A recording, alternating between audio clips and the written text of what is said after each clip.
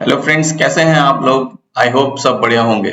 Friends, जैसे कि हमने कल डिस्कस किया था, एक हमने चार्ट और इंडिकेटर्स पे एक सीरीज स्टार्ट करी है जिसपे डेली एक वीडियो बनेगा। कुछ इंडिकेटर्स का होगा और कुछ चार्ट्स पे होगा। तो उसके चलते ही आज हम पहला एक एपिसोड डाल रहे हैं जो कि एक इंडिकेटर है एमएसीडी को लेके। एमएसीडी इंडिकेटर क्या होता है? Moving average convergence and divergence.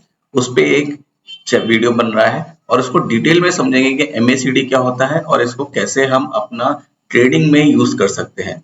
तो चलिए वीडियो की शुरुआत करते हैं।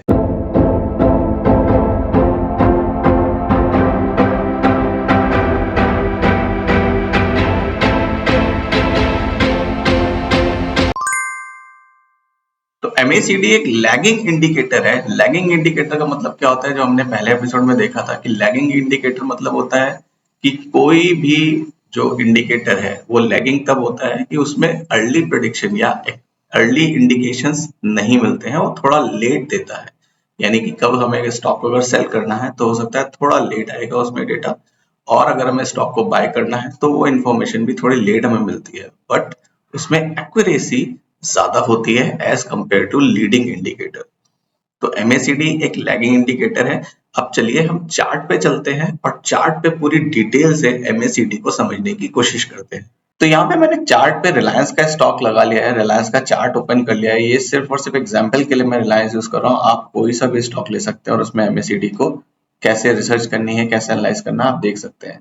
तो यहाँ पे मैंने रिलायंस का लगा लिया है चार्ट और यहाँ पे मैंने एमएसीडी इंडिकेटर लगा लिया। तो मैं दोबारा से इसको दिखाता हूँ कि कैसे आप इंडिकेटर्स पे जाएंगे और यहाँ पे अगर सर्च करेंगे एमएसीडी तो आपको एमएसीडी मिल जाएगा। और एमएसीडी आप सर्च करिए, उसको थोड़ा सा मैं कलर चेंज कर देता हूँ ताकि ये क्लियर दिख सके।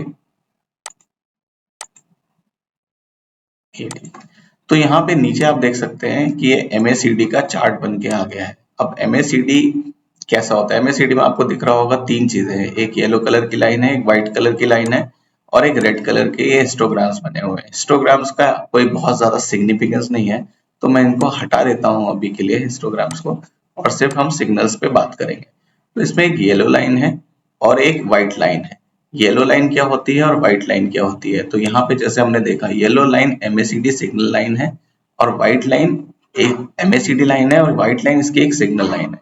अब एमएसीडी में आपको एक वैल्यू दिख रही होगी यहाँ पे, जो कि सेंटर लाइन होती है, वो है 0। तो ये वैल्यू आप देख सकते हैं 0। तो एमएसीडी कभी 0 के ऊपर होता है और या कभी वो 0 के नीचे होता है।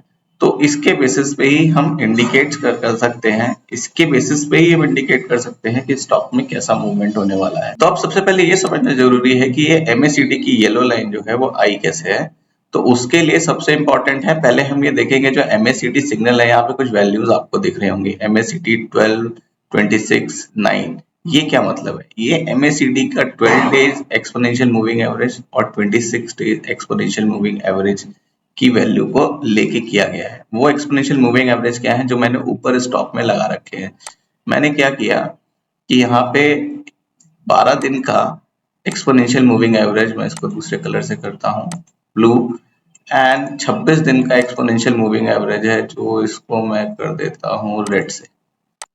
तो ये दोनों एक्सपोनेंशियल मूविंग एवरेज है, जो ब्लू से है वो 12 दिन का, रेड से है जो 26 दिन का, यानी 12 डेज का। तो अगर अब मैं देखूं तो जो मैं जिस भी दिन की कैंडल पे जाऊंगा उस दिन के इन दोनों मूविंग एवरेजेस का जो डिफरेंस है, यानी कि अगर आज मैं देखूं 30 सितंबर को, तो जो मेरा 12 दिन का मूविंग एवरेज है वो 2430 है और मेरा जो 26 दिन का मूविंग एवरेज है वो 2488 है। यानी कि जो मेरा डिफरेंस आता है वो 58 का आता है। तो 58 जो हुआ वो मेरी एमएसीडी सिग्नल की लाइन की वैल्यू बन के आएगी। अब अगर मैं नीचे एमएसीडी पे देखूं जो कि येलो लाइन है, उस पे जाके देखूं तो आप देखिए लगभग लगभग 58.7 एमएसीडी की बन रही है। तो यानी एमएसीडी लाइन मेरी 12 दिन और 26 दिन के moving average, exponential moving average का जो डिफरेंस है वो होता है। आप इसको किसी भी दिन में देख सकते हैं। आप 10 दिन 20 दिन के मूविंग एवरेज में करना है तो यहाँ पे 10 दिन का और 20 दिन का लगा लीजिए। 100 डेज 200 डेज का करना है, 100 डेज 200 डेज का कर लिए। बट बाय डिफॉल्ट एमएसीडी 12 और 26 पे ही आपको सिग्नल देगा। जब आप अपने चार्ट पे ओपन करेंगे, अपने टर्मिनल पे ओपन करेंगे, बाय डिफॉल्ट 12 और 26 होता है, आप उसे चेंज कर सकते हैं। दूसरी होती है सिग्नल लाइन। जो व्हाइट कलर की होती है, जो प्राइस के मूवमेंट को दिखा रही होती है। अब ये समझना जरूरी है कि MACD, अभी तक हमने यहाँ पे समझ लिया कि ठीक है MACD ये वैल्यू आई कहाँ से, ये सिग्नल लाइन कहाँ से आई, बट अब MACD को यूज करके हम ट्रेड कैसे ले सकते हैं तो वो हम देखते हैं। तो जब सबसे सिंपल सा फंडा क्या है, सबसे सिंपल सा फंडा है कि जब MACD जीरो लाइन के, जीरो लाइन जो हमारी है और उस जीरो लाइन के ऊपर और नीचे दो ही मूवमेंट होंगे, तो जब जब MACD और सिग्नल लाइन मेरी जीरो लेवल के ऊपर है, वो एक बुलिश ट्रेंड को दर्शाता है स्टॉक के, कि अगर जब येलो लाइन और व्हाइट लाइन दोनों इस जीरो लाइन के ऊपर है यानी पॉजिटिव है, तो ये दिखाएगा एक बुलिश सिग्नल, और जब जब ये इस जीरो लाइन के नीचे है तो ये एक दिखाएगा बियरिश सिग्नल। ये सिर्फ सिग्नल बता रहा है कि स्टॉक का ट्रेंड क्या हो सकता है। ये एक लैगिंग है, आपको तुरंत नहीं पता चलेगा कि इसमें बुलिश हो गए या बेयरिश हो गए, बट आपको थोड़ा सा वेट करना पड़ेगा, बट एक्यूरेसी इसमें ज्यादा अच्छी होती है। अब हमें ये पता चल गया कि अब जब जब जीरो लाइन के ऊपर ये दोनों लाइन होंगी मुझे बाय करना है, तो हम चार्ट पे देखते हैं कि क्या है। अब जैसे देखें, अगर यहाँ पे देखें तो जीरो लाइन के ऊपर यहाँ पे मुझे रिलायंस के ये व्हाइट लाइन और येलो लाइन दोनों ही जीरो लाइन के ऊपर थी, तो मेरे को ये कैंडल मिलती है यहाँ पे, और इस कैंडल के बाद इसमें एक बहुत अच्छा मूवमेंट आता है, बहुत अच्छा मूवमेंट आया जो कि इसको लेके गया और बहुत अच्छा ट्रेड मिला मुझे। तो जब जब ये ऊपर आया, अब जैसे यहाँ पे देखें, यहाँ पे ये दोनों जीरो लाइन के ऊपर आती हैं, यहाँ पे भी एक अच्छा मूव मिला मेरे को। अगर मैं यहाँ पे देखूं कि जीरो लाइन के ऊपर आते हैं, तो जीरो लाइन के ऊपर यहाँ पे आ गए, यहाँ पे भी मुझे एक अच्छा मूव मिला है। तो जब जब MACD लाइन और सिग्नल लाइन जीरो के ऊपर जाएंगी, एक अच्छा बुलिश मूव मिलेगा। सिमिलरली जब जब MACD लाइन और जो सिग्नल लाइन है वो जीरो के नीचे आएगी, मुझे एक बेयरिश ट्रेंड मिलेगा, बेयरिश मूव मिलेगा। ऐसे देखते हैं, तो जैसे कि यहाँ पे ये दोनों नीचे आए तो मुझे एक ट्रेंड मिला जो कि इसको नीचे लेके गया। दूसरा, अगर मुझे यहाँ पे जीरो के नीचे आ गए, जीरो के नीचे आए, मुझे यहाँ पे भी एक ट्रेंड मिला जो कि इसको नीचे लेके आ गया। तो जब जब MACD लाइन और सिग्नल लाइन जीरो के ऊपर बुल मूवमेंट होगा, जब जब MACD लाइन और सिग्नल लाइन जीरो के नीचे एक बेयरिश मूवमेंट होगा। अब यहाँ से हमें एंट्री पता चल गई कि हमें स्टॉक में एंट्री कब लेनी है। अगर बाय करना है तो MACD और सिग्नल जीरो के ऊपर होना चाहिए, अगर मुझे सेल करना है तो MACD और सिग्नल जीरो के नीचे आना चाहिए, दोनों। लेकिन मेरा टारगेट क्या होगा?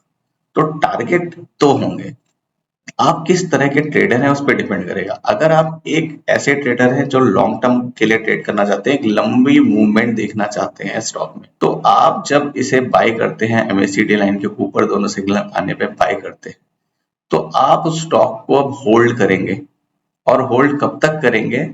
जब तक कि ये दोनों लाइंस वापस से जीरो लाइन के पास में नहीं आती हैं, तब तक आप उसे होल्ड करेंगे। मतलब बाय मेरा तब होगा जब फर्स्ट टाइम MACD लाइन और सिग्नल लाइन मेरी जीरो के ऊपर आती है, मैं बाय करूंगा। और मेरा टारगेट होगा नेक्स्ट टाइम जब मुझे MACD लाइन और सिग्नल लाइन जीरो के पास आ रही हैं, वो मेरा टारगेट होगा, वहां से मैं एग्जिट ले लूंगा। ये बाय हुआ एक तरह के ट्रेड का। दूसरा है कि जरूरी नहीं है कि आप उतना लंबा होल्ड करें, हो सकता है आप एक दिन के लिए, 2 दिन के लिए, 4 दिन के लिए ट्रेड ले रहे हो, तो उसमें कैसे ट्रेड करेंगे, कहाँ एग्जिट लेंगे? उसमें बाय आप वहीं करेंगे, MACD लाइन और सिग्नल लाइन जीरो के ऊपर होने चाहिए।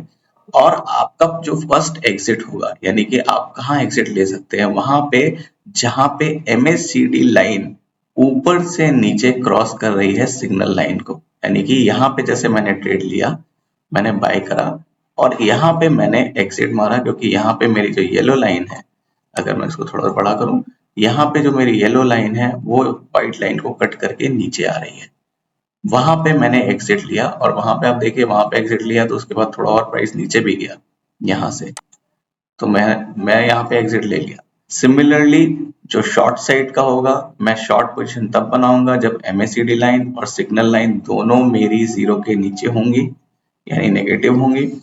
और मैं उसमें कब तक ट्रेड करूंगा? जब तक कि ये दोबारा से जीरो के ऊपर जाने की कोशिश नहीं करेगी, तब तक मैं उस ट्रेड में बना रहूंगा। बट अगर मैं शॉर्ट टर्म ट्रेडर हूँ तो सिंपल है, जब मेरी एमएसीडी लाइन सिग्नल को क्रॉस कर रही है वहां पे मैं एग्जिट ले लूंगा, अपना प्रॉफिट बुक कर लूंगा। तो इस तरह से एमएसीडी आपको दिखाता है कि कैसे सिर्फ इस सिग्नल के बेसिस पे आप एक छोटा मोटा ट्रेड ले सकते हैं। कोई भी एक सिग्नल लगा के आप कभी भी कोई ट्रेड नहीं ले सकते हैं, कोई कंफर्मेशन नहीं होती, कोई एक्यूरेसी नहीं होती। तो ये बहुत इंपॉर्टेंट है कि आपको प्राइस मूवमेंट भी देखना है, चार्ट पैटर्न कैसा बन रहा है ये भी देखना बहुत जरूरी है, और उसमें वॉल्यूम्स कैसे आ रहे हैं स्टॉक में, उसमें वॉल्यूम कैसा आ रहा है ये भी देखना जरूरी होता है ट्रेड लेने के लिए। तो जैसे हमने देखा कि एमएसीडी कैसे हेल्प करता है हमको एक स्टॉक में एंट्री और एग्जिट लेने की, कहाँ पे हम एंट्री ले सकते हैं और कहाँ पे एग्जिट ले सकते हैं। अगर वो बाई साइड में है तो ऑब्वियसली एमएसीडी लाइन और सिग्नल लाइन मेरी जीरो के ऊपर होनी चाहिए दोनों, और अगर वो सेल साइड पे मेरा ट्रेड है तो एमएसीडी लाइन और सिग्नल लाइन जब जब जीरो के नीचे आएंगी मैं वहां पे सेल कर सकता हूँ। और टारगेट कैसे हो सकते हैं ये भी मैंने आपको दिखाया। ये एक इंडिकेटर है, ये कंफर्मेशन एक्यूरेसी नहीं बताता है, ये हमें ध्यान रखना चाहिए। तो जैसा कि मैंने बताया स्टॉक का प्राइस मूवमेंट क्या है, स्टॉक के वॉल्यूम कैसे आ रहे हैं, इस पे भी डिपेंड करता है, और एक दो चार्ट पैटर्न के बेसिस पे डिपेंड करता है कि स्टॉक में कैसे एक अच्छा ट्रेड मिल सकता है।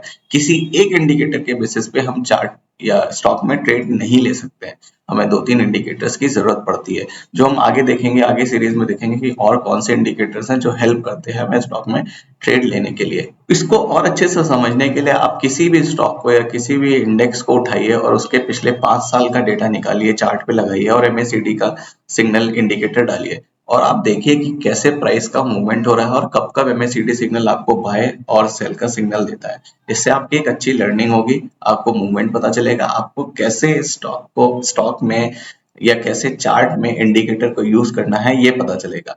आई होप आपको ये समझ में आएगा इंडिकेटर। ये वीडियो पसंद आया होगा, पसंद आया है तो लाइक करिए। नेक्स्ट वीडियो में मिलेंगे, तब तक के लिए थैंक यू, जय हिंद।